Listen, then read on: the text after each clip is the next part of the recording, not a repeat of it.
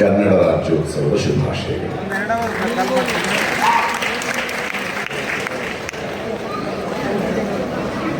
ನನಗೆ ಬಹಳ ಭಾವನಾತ್ಮಕವಾದ ಕ್ಷಣ ಇದು. 4 ದಶಕಗಳ ಹಿಂದೆ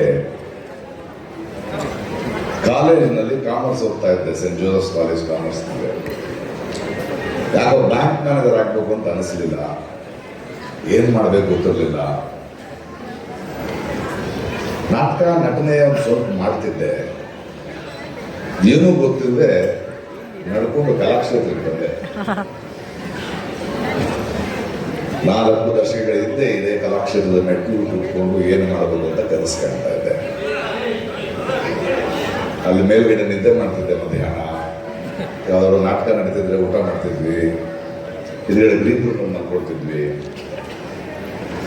ಶಂಕರ್ ನಾಗಮಂಡಲ ನಾಟಕ ಮಾಡುವಾಗ ನಾನು ಬಿ ಸುರೇಶ ಮೇಲಿಂದ ಗೊಂಬೆ ಆಟ ನಾಟಕ ಮೇಲ್ಗಡೆಯಿಂದ ನೋಡಿದ್ರು.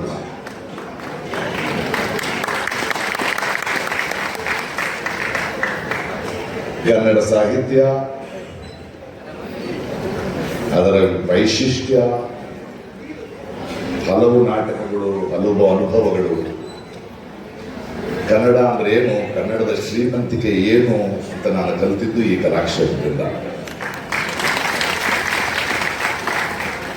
ಇವತ್ತು ನಾನು ಎಷ್ಟೇ ಎತ್ತರಕ್ಕೆ ಬೆಳೆದಿದ್ರು, ನನ್ನ ರೆಂಬೆಗಳು ಬಹಳ ದೂರ ಚಾಚಿದ್ರು, ಅದರ ಮೂಲ, ಅದರ ಬೇರು, ಅದರ ನೆಲ ಕರ್ನಾಟಕ, ಕನ್ನಡ ಸಾಹಿತ್ಯ.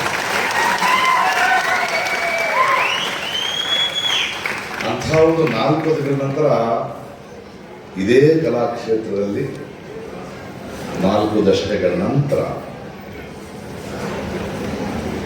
ಕನ್ನಡದ ಹೆಮ್ಮೆಯ ಸಾಧನೆಯ ಪುರಸ್ಕಾರ ನನಗೆ ಬರುತ್ತೆ ಅಂತ ನಾನು ಕನಸ್ಕೊಂಡಿರಲಿಲ್ಲ.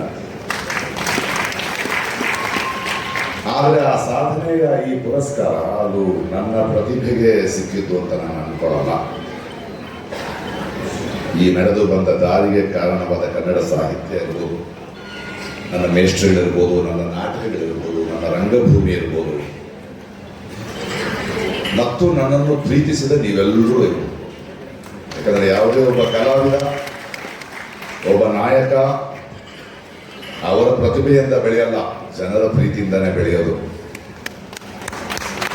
ಹಾಗಾಗಿ ನಮ್ಗೊಂದು ಜವಾಬ್ದಾರಿನೂ ಇರುತ್ತೆ. ಯಾಕಂದ್ರೆ ಅದು ನಮ್ಮ ಬೆಳವಣಿಗೆ ಅಲ್ಲ, ಪ್ರೀತಿಯ ಬೆಳವಣಿಗೆ. ಯಾಕಂದ್ರೆ ಪ್ರೀತಿಯಿಂದ ನಮ್ಮನ್ನು ಬೆಳೆಸಿದ ಮೇಲೆ ನಮಗೆ ಅದಕ್ಕೆ ಇಲ್ಲಿಯ ಮುಖ್ಯಮಂತ್ರಿಗಳಿರ್ಬೋದು, ಉಪಮುಖ್ಯಮಂತ್ರಿಗಳಿರ್ಬೋದು, ಈ ಸರ್ಕಾರ ಇರ್ಬೋದು, ಅಥವಾ ನಮ್ಮಂಥ ಕಲಾವಿದರಾಗಿರ್ಬೋದು, ಜನಪರವಾಗಿ, ಜನಮುಖಿಯಾಗಿ, ಜನರ ಧ್ವನಿಯಾಗಿ ಮಾತಾಡೋದು ಆ ಕಾರಣದಿಂದ. ಯಾಕಂದ್ರೆ ಆ ಜವಾಬ್ದಾರಿ ನೀವು ನಮಗೆ ಕೊಟ್ಟಿದ್ರಿ, ಪ್ರೀತಿಯಿಂದ ಬೆಳೆಸಿದ್ರಿ. ಬಹಳ ಬಹಳ ಸಂತೋಷ. ಎಲ್ಲರ ಪರವಾಗಿ ಕರ್ನಾಟಕ ಸರ್ಕಾರಕ್ಕೆ, ಆಯ್ದ ಸಮಿತಿಗೆ. ಯಾಕಂದ್ರೆ ಈ ವರ್ಷ ಬಹಳ ತುಂಬಾ ನಮ್ಮ ಸ್ವಾಭಿಮಾನದ ಮಾತನಾಡಿದ್ದಾರೆ ಅವರು. ಪ್ರತಿ ವರ್ಷ ಅಪ್ಲಿಕೇಶನ್ ಹಾಕಿ ಅವಾರ್ಡ್ ತಗೊಳ್ಳೋದು ಏನ್ರಿ, ಬಹಳ ಕಷ್ಟ ಇರೋದು ಅಲ್ವಾ? ಅಂತಹ ಒಂದು ಸಂದರ್ಭದಲ್ಲಿ ಇಲ್ಲ, ನಿಮಗೆ ಅದು ಬೇಡ, ನಾವು ಆಯ್ಕೆ ಸಮಿತಿಯನ್ನು ಆಯ್ಕೆ ಮಾಡಿ ಅರ್ಹರನ್ನ ಹುಡುಕಿ ಒಂದು ಘನತೆಯನ್ನು ಈ ಬಿರುದಿಗೂ ಅಥವಾ ಈ ಸನ್ಮಾನಕ್ಕೆ ಕೊಟ್ಟಿದ್ದಕ್ಕೆ ಸರ್ಕಾರಕ್ಕೆ ಮತ್ತು ಮುಖ್ಯಮಂತ್ರಿಗಳಿಗೆ ಧನ್ಯವಾದಗಳು. ಕನ್ನಡ ರಾಜ್ಯೋತ್ಸವ ಭಾಷಾಭಿಮಾನ ಅಲ್ಲ. ಕನ್ನಡ ರಾಜ್ಯೋತ್ಸವ ಕೇವಲ ಭಾಷೆದಲ್ಲ.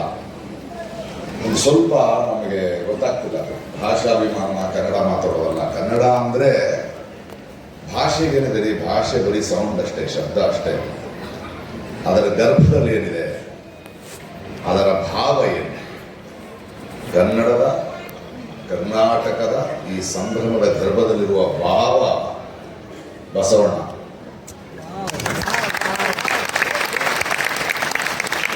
ಕನ್ನಡಿಗರ ಅನ್ನೋದರ ಗರ್ಭದಲ್ಲಿರುವ ಭಾವ ಸರ್ವಜನಾಂಗದ ಶಾಂತಿಯ ತೋಟ ಅನ್ನುವ ನಂಬಿಕೆ.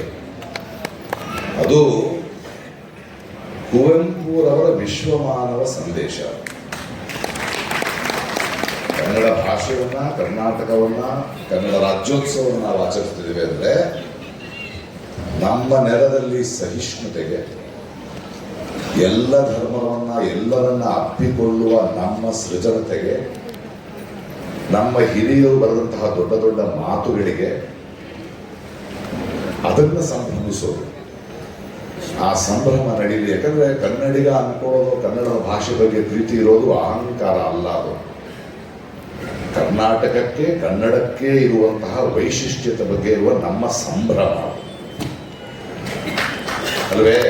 ಕರ್ನಾಟಕದಲ್ಲಿ ಮಾತ್ರನೇ ಆ ಥರದ ಒಂದು, ಅದನ್ನ ಇವತ್ತಿನ ಸರ್ಕಾರ ಏನಿದೆ, ಇವತ್ತು ನಮ್ಮ ಇಡೀ ದೇಶದಲ್ಲಿ ನಡೀತಿರುವಂತಹ ವಿದ್ರೋಹದ ಮಧ್ಯೆ, ಮತೋನ್ಮಾದದ ಮಧ್ಯೆ ಬಹಳ ಸ್ಪಷ್ಟವಾದ ನಿಲುವನ್ನ, ಎಲ್ಲರನ್ನೂ ಒಳಗೊಳ್ಳುವ ನಿಲುವನ್ನ ನಾವು ಆರಿಸಿದ ಸರ್ಕಾರ ತಗೊಳ್ತಾ ಇದೆ. ಅದಕ್ಕೆ ಧನ್ಯವಾದಗಳು.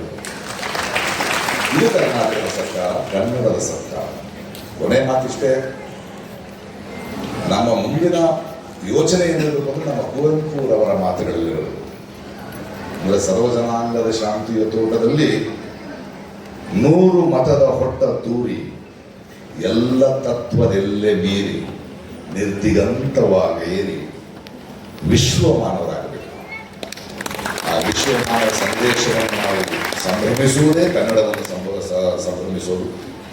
ಪ್ರೀತಿಯಿಂದ ಮಾತ್ರ ಕನ್ನಡಿಗರು ಬದುಕ್ತಾರೆ, ಪ್ರೀತಿಯಿಂದ ಅಪ್ಕೊಳ್ತಾರೆ. ಅದನ್ನು ಸಂಭ್ರಮಿಸೋಣ. ಭಾಷಾಭಿಮಾನ, ಕನ್ನಡಾಭಿಮಾನ ಇವೆಲ್ಲ ನಮ್ಮ ವೈಶಿಷ್ಟ್ಯತೆಗಿರಲಿ. ಎಲ್ರಿಗೂ ಧನ್ಯವಾದ.